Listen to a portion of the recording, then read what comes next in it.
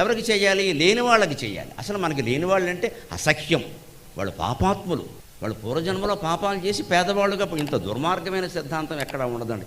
ఇది హిందూ ధర్మం కాదండి. పేదవాడికి దానం చెయ్యని వాడే పాపాత్ముడు అని చెప్పాడు హిందూ ధర్మం. పేదవాడు పాపాత్ముడు కాదు. పేదవాడు దరిద్రుడు రెండు మాటలు ఉన్నాయి, గమనించండి దయచేసి. పేదవాడంటే సహజంగా లేనివాడు, దరిద్రుడంటే ఎంత ఉన్నా చాలనివాడు. తేల్చుకుందాం మనలో దరిద్రులు ఎంతమంది ఉన్నారు. పేదవాడి కంటే నికృష్టుడు ఎవరంటే దరిద్రుడు. వీడికి ఉన్నా సరిపోవట్లేదు, 100 కోట్లు ఉన్నాయి, తోడోళ్ళతోనో మేనాళ్ళతోనో పోల్చుని ఇంకా సంపాదిస్తున్నాడు వీడు దరిద్రుడు. మనం డబ్బు ఉన్నవాడికే మళ్ళీ ఇస్తాం. మనకి 100 కోట్ల ఆస్తి ఉంది, 200 కోట్ల ఆస్తి ఉన్నవాడికి పిల్లనిస్తాం. లేని వాడికి ఇచ్చి మనమే వ్యాపారం పెట్టిద్దామని ఏ కన్యాదాత అనుకోడు. వాడికే లేదంటే మనమే వస్తాం. లేదు కాబట్టి ఇవ్వాలి. కుర్రాడు యోగ్యుడా కాదా చూడాలి, కానీ ఆస్తులు చూస్తారేంటంటే అందుకే సంబంధాలు విడిపోతున్నాయి. ఇవాడు మావిడాకులు తక్కువ, విడాకులు ఎక్కువ సమాజంలో. ఎందుకని మనం డబ్బులు చూస్తున్నాం, ప్యాకేజీ చూస్తున్నాం, లీకేజీ చూడట్లేదు. డబ్బు బాగా ఉంటే డబ్బు పెరిగిన కొద్దీ మదం పెరిగిపోతుంది, కొవ్వు పెరిగిపోతుంది. అమ్మాయికి ఎలా న్యాయం చేస్తాడు వాడు? ముందు చూసి ఇచ్చేదే డబ్బుతో కదా. ఆ కుర్రాడు చదువు కాదు.